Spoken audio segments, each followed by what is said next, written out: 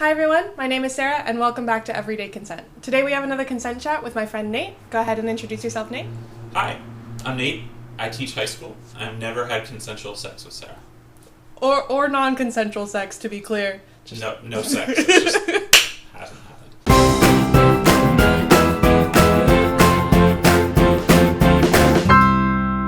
So to start off, what does consent mean to you? I think consent means doing things that your partner is comfortable with, and only things that your partner and yourself are comfortable with. So, like the California law recently, yes means yes.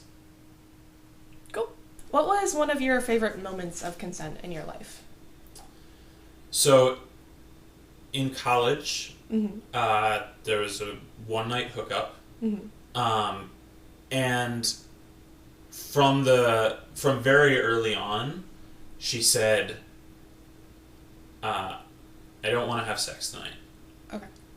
And I was very proud of my response, which was, okay, can you tell me what you do want to do? When she responded something like, everything else, or something like that, it felt like it like really cleared the air, and allowed for us to just start having a lot of fun. It also set the stage for later clarifications of consent, or requests, even like, could you do this? And so that led to a really, really fun night, and I think for me a really great experience.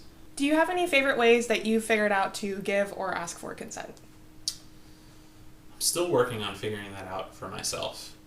But one thing that's stuck with me from the men's and women's chats from freshman year of Mud, is to just ask things like, how do you like it? Or what do you want me to do next? As a really great way of keeping the mood, but also making sure that consent is all clear. And what do you think are some messages that you received about consent while you were growing up, implicit or explicit? I think I got lots of implicit messages that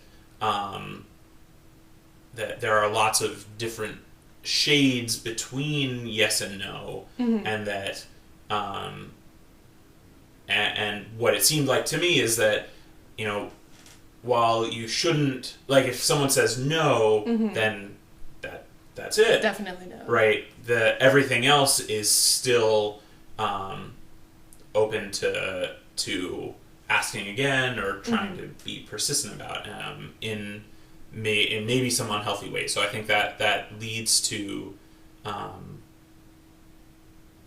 if in my case, women are trying to say no in a courteous way, it leads to almost an intentional blindness to some of those things. Like what? Can you explain that a bit more? So if you approach someone, if whatever's happening in this interaction, and someone says, not right now, or something like that, or like, no, I think I'm gonna pass, or anything that's not an outright no, right? That could be interpreted as a signal to, you can try again later, right? Which I think, as someone who felt very awkward in social situations, that was really confusing to me, and so it made me pretty scared, right. About any kind of interaction that might lead to that kind of situation. Scared why?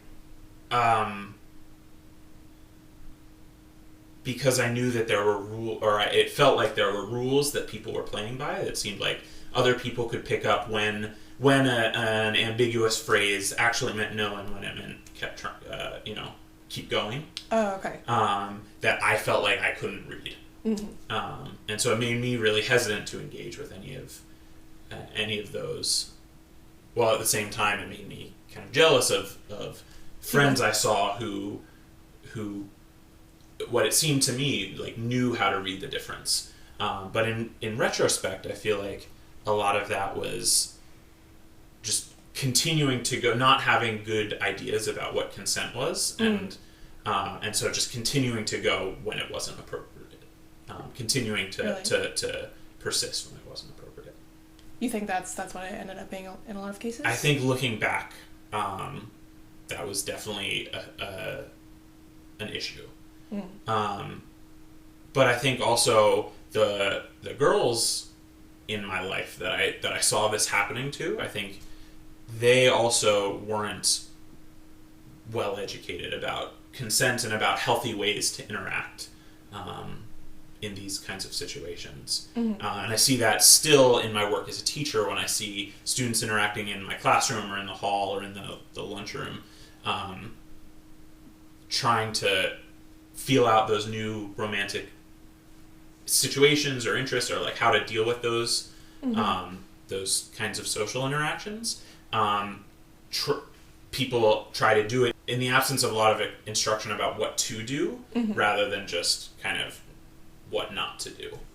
Right. So there's a lot of like, don't do this or this, but... Right, and don't do this or this leaves then a lot of open room to say like okay, if it's not that or that, then I'm just going to keep trying in ways that are to me seem really disrespectful, and that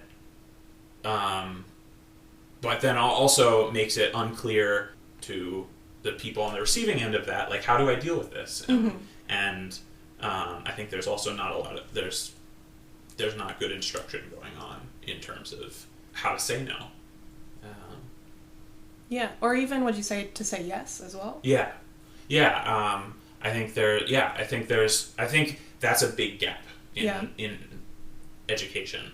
It's not, there's not a clear mandate for me that such and such should be teaching it, like right, because you're a teacher, right? So So like I'm a math teacher, and while I think it's a super important thing for my students to learn, I don't know if my class is the place to teach it beyond just modeling it if it comes up.